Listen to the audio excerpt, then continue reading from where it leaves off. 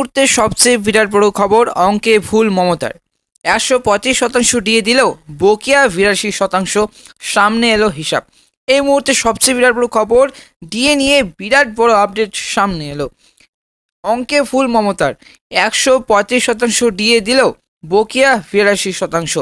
সামনে এলো নতুন হিসাব। এই যে রাজ্য সরকার যেভাবে অঙ্ক করছে, সেই হিসাব বকেয়া ডিএ ৮২%। দাবি আন্দোলনকারীদের। এই মুহূর্তে ডিএ এবং রাজ্য সরকারি কর্মচারীদের নিয়ে একটি বিরাট বড় আপডেট সামনে এলো। সমস্ত বকেয়া সহ কেন্দ্র হারে মহার্ঘ ভাতা দিতে হবে। আপনারা জানেন যে এই কেন্দ্র হারে মহার্ঘ ভাতা দিতে হবে, এই দাবি অনুযায়ী কিন্তু রাজ্য সরকারি কর্মচারীরা দিনের পর দিন আন্দোলন করছেন। আজ কিন্তু ৩৩৬ দিন ধরে আন্দোলন করছে সংগ্রামী যৌথ মঞ্চের সদস্যরা। এবং মমতা বন্দ্যোপাধ্যায় সম্প্রতি রাজ্য সরকারি কর্মচারীদের জন্য ডিএ বৃদ্ধির কথা ঘোষণা করেছেন। এরপর প্রতিমন্ত্রী মানস ভূঁইয়া সংগ্রামী যৌথ মঞ্চকে আক্রমণ করেন। আর এর জবাবে ডিএ আন্দোলনকারীরা দাবি করেছেন রাজ্য সরকার এবং রাজ্য সরকারের বকেয়া ডিএ এখন ৮২%। কয়েকদিন আগে ডিএ বাড়ানোর কথা ঘোষণা করে মুখ্যমন্ত্রী মমতা বন্দ্যোপাধ্যায় বলেন, আমরা অলরেডি ১২৫% ডিএ অ্যানাউন্স করেছিলাম। ২০১১ সাল থেকে ২০১৯ সাল পর্যন্ত ১,৬৬,০০,০০০ এবং ১,৬৬,৬৬৫ টাকা দেওয়া হয়েছে। ১২৫% যখন ছিল তখন ১,৬৬,০০,০০০ টাকা দেওয়া হয়েছিল এবং কম টাকা দেওয়া হয়নি। ৪ বছরের মধ্যে আমরা নয়া বেতন কমিশন গঠন করেছি। নয়া পে স্কেলের আওতায় ২০১৯ সাল থেকে রাজ্য সরকার ৬% দিয়ে দিয়েছে। সেজন্য ৪ বছরের চেয়ে ৪,১৪৪ কোটি টাকা খরচ হয়েছে। তোমাদের কয়েকদিন আগে কিন্তু ডিএ বাড়ানোর কথা ঘোষণা করেন মুখ্যমন্ত্রী মমতা বন্দ্যোপাধ্যায় আর বলেন, আমরা অলরেডি ১২৫% ডিএ অ্যানাউন্স করেছিলাম এবং ২০১১ থেকে এবং ২০১৯ সাল পর্যন্ত কিন্তু ১,৬৬,৬৬৫ টাকা দেওয়া হয়েছে। তবে ১২৫% যখন ছিল তখন কিন্তু ১,৬৬,০০,০০০ টাকা দেওয়া হয়েছিল। এই যে মুখ্যমন্ত্রী মমতা বন্দ্যোপাধ্যায়ের মতে যে ২০১১ সাল থেকে ২০১৯ সাল পর্যন্ত ১,৬৬,৬৬৫ টাকা দেওয়া হয়েছে। আর ১২৫% যখন ছিল তখন কিন্তু ১,৬৬,০০,০০০ টাকা দেওয়া হয়েছিল। তবে কম বেশি দেওয়া হয়নি। ৪ বছরের মধ্যে আমরা নয়া বেতন কমিশন গঠন করেছি মমতা বন্দ্যোপাধ্যায়ের মতে। নয়া পে কমিশনের এই যে স্কেলের আওতায়, নয়া পে স্কেলের আওতায় ২০১৯ সাল থেকে যে রাজ্য সরকার ৬% ডিএ দিয়েছে, সেজন্য ৪ বছরের ৪,১৪৪ কোটি টাকা কিন্তু এই যে খরচ হয়েছে, যে সেজন্য ৪%-এর ৪,১৪৪ কোটি টাকা খরচ হয়েছে। গতকাল ডিএ ইস্যুতে আন্দোলনরত সরকারি কর্মচারীদের নিশানা করেন মানস ভূঁইয়া। এমন পরিস্থিতিতে সংগ্রামী যৌথ মঞ্চের আহ্বায়ক ভাস্কর ঘোষ বলেন, উনি বা মমতা বন্দ্যোপাধ্যায় যা হিসেব দিচ্ছেন তাতে তো বকেয়া ৮২% হয়ে যাচ্ছে।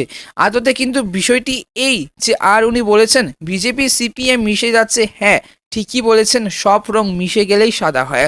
তো বন্ধুরা, সংগ্রামী যৌথ মঞ্চের আহ্বায়ক ভাস্কর ঘোষ বলেন যে উনি মমতা বন্দ্যোপাধ্যায় যা হিসেব দিচ্ছেন তাতে তো বকেয়া ডিএ এবং বকেয়া ৮২% হয়ে যাচ্ছে। আদতে বিষয়টি এই। তো বন্ধুরা, সংগ্রামী যৌথ মঞ্চের হিসেবে বা মমতা মুখ্যমন্ত্রী হিসেবে যে ১২৫% ডিএ ঘোষণা করেছেন এবং সংগ্রামী যৌথ মঞ্চের আহ্বায়কের মতে যে ৮২% দিয়েছে। তবে এদিকে যে গত সোমবার সংগ্রামী যৌথ মঞ্চের আন্দোলন ৩৩৩তম দিনে প্রবেশ করেছে। এমন পরিস্থিতিতে নতুন কিন্তু বছরে এই যে আন্দোলনের তীব্রতা আরও বাড়বে। আগামী জানুয়ারির প্রথম সপ্তাহে থেকে তারা কিন্তু সাধারণ মানুষের দরজায় গিয়ে প্রচার অভিযান চালাবে এবং আগামী জানুয়ারি মাস থেকে কিন্তু তীব্রতাভাবে কিন্তু তারা আন্দোলন করবেন, বিক্ষোভ করবেন। কিন্তু এরপর ১৯ জানুয়ারি কলকাতায় একটি মহাসমাবেশ হবে।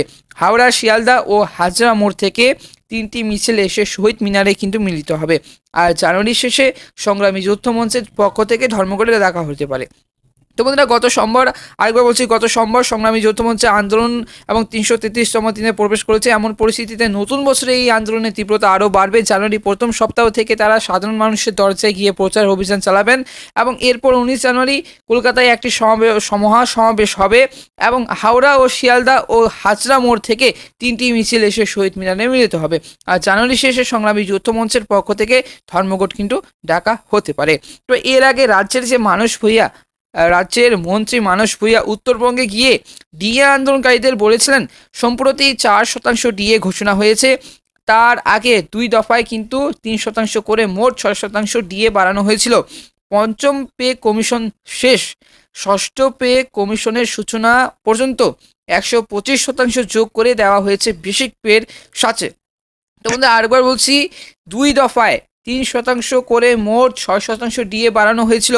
পঞ্চম পে কমিশন শেষ, ষষ্ঠ পে কমিশন সূচনা পর্যন্ত 125% যোগ করে দেওয়া হয়েছে বেসিক পের সাথে। আর এবার যে 10% মিলছে, মোট 135% এবং 35 হয়ে গেল 2778 কোটি টাকা আমরা দেব। আমি তাই যৌথ মঞ্চকে বলছি মমতার পাশে দাঁড়ান। এবং মানস ভুঁইয়ার আরও বলেন যে আমরা সরকারি কর্মচারীরা এখনও অনেক জায়গায় কোঅর্ডিনেশন এবং কমিটি ঘিরে রেখেছে, এবং বিশেষ করে বিডিও অফিস, বিএলআরও অফিস এবং বিএলডি অফিস, এগ্রিকালচার অফিস। আমি নির্দেশ দিয়ে যাচ্ছি যে তালিকা তৈরি করুন কারা এরা মমতা বন্দ্যোপাধ্যায়ের কর্মসূচিকে টেনে ধরার চেষ্টা করছে। ওই যে সংগ্রামী যৌথ মঞ্চ দেখুন আজকেও অবস্থান বসেছে, ভাবা যায়। এই প্রতিক্রিয়ায় ডিএ আন্দোলনকারীদের যে দাবি, সরকারের হিসাব অনুযায়ী বকেয়া ডিএ 82%। তবে সংগ্রামী যৌথ মঞ্চের যে ডিএ আন্দোলন করছেন বকেয়া এবং ডিএ আন্দোলনের যে সদস্যরা এবং দিনের পর দিন আন্দোলন করছে, আজ কিন্তু 336 থেকে 37 দিন এবং হতে চললো।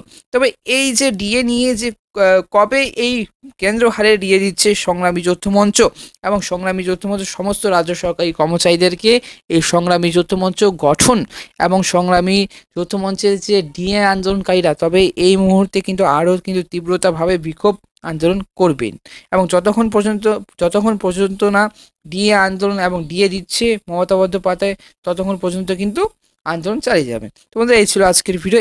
এরকম আপডেট পেতে অবশ্যই কিন্তু রাজ্য সরকারি কর্মচারীদের সমস্ত আপডেট পেতে অবশ্যই কিন্তু আমাদের এই চ্যানেলটিকে সাবস্ক্রাইব করে পাশের বেল আইকনটা অবশ্যই ক্লিক করে রাখবেন। দেখা হচ্ছে কোনো লেটেস্ট ভিডিও নিয়ে। ধন্যবাদ।